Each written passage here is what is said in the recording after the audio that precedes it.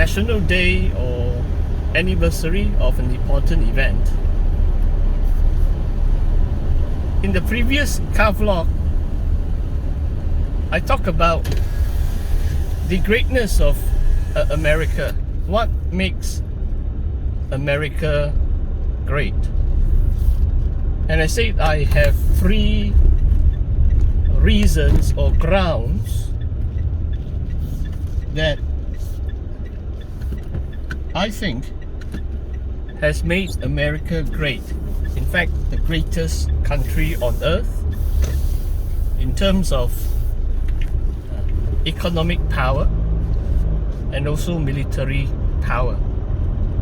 So the second point, the first point was the rule of law, the respect for the rule of law and the independence of judiciary.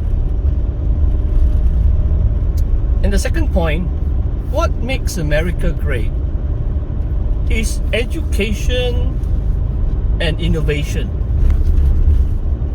Education and scientific innovation.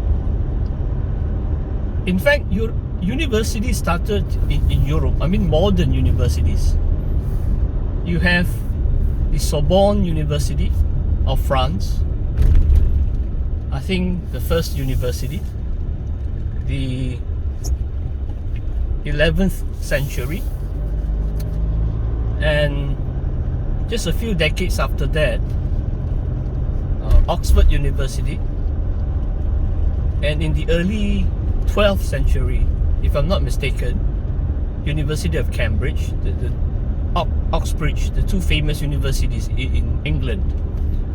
So those were like medieval times, 11th and 12th century, 900 years ago. America being America, obviously they are the native Indians and so on. But the story of modern America started with the Puritans from England. So they decided to venture into a new land, new continent. So in the 16th or late 16th, early 17th century, different groups of people travel into this new continent called America. And by mid 17th century, I think 1650, but I do not have the actual year, Harvard College, later known as Harvard University, Harvard College was founded, and later other universities like Yale and so on. Even before the Independence Day, maybe 50-60 years before the actual celebration of American Independence Day on the 4th of July, I think 1776. So this Sunday, America is celebrating 245 years of independence. And Harvard and a number of the early colleges, they're mostly started by Christians or Christian ministers, pastors, reverends. And I think for more than 100 plus years, the courses offered reflect the Christian heritage, like Harvard and later Yale. University entrance exams require that students pass Hebrew, Greek and Latin. I think later on, if they're not so proficient in the first couple of years, they have to pass these general exams or general papers for Hebrew, Greek and Latin. And it's almost like the doctoral program in the United States today, whereby after 2 years, before you commence your dissertation, there's general examinations. So if you are doing doctoral work in the Old Testament, you are examined on Hebrew as well as probably Greek. And if you are doing PhD in the New Testament, you have general examinations on Greek, plus other papers which you need to pass to a rather high level before you can commence writing a dissertation. So American doctoral program normally requires at least 4 years. 2 years for the doctoral courses and the passing of general examinations, including the required languages, and then the writing of dissertation, if you're very smart, perhaps in 18 months or minimum 2 years before you can finish writing your doctoral dissertation. But compared to the British system, but this is an aside because I want to talk about why education and innovation makes America great.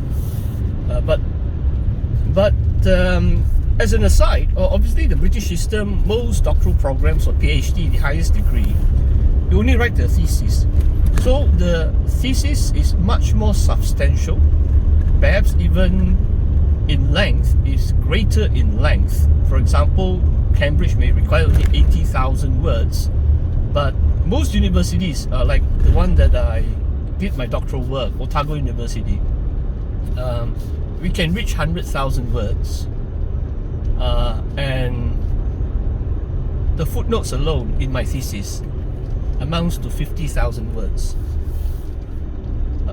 So that is the British system, because your doctoral work consists entirely of a dissertation or thesis, while the American system, you have doctoral courses, you have the general examinations, and then you write your dissertation as partial fulfillment of the doctoral program. So that's how it works in the States. So it develops into these great colleges. Now Harvard University rank top, almost every year, top 3 in the world. You have MIT, Massachusetts Institute of Technology, and Yale normally is in the top 10, and then Oxford, Cambridge. I think in the latest ranking that I've seen, out of 10 universities, 9 are English-based universities. There's only one European university, I think from Switzerland, that makes it into the top 10. All the rest, like 5, I think, from the United States, 4 from Britain or United Kingdom, and only 1, a Swiss Higher Institute of Education. These are the top 10 universities in the world, according to perhaps a ranking that I read in 2020. But coming back to education and innovation, one interesting fact is that America's founding or independence, one interesting fact is the founding fathers. So they have a number of founding fathers. I forgot how many now, maybe 5. And most of them are lawyers, but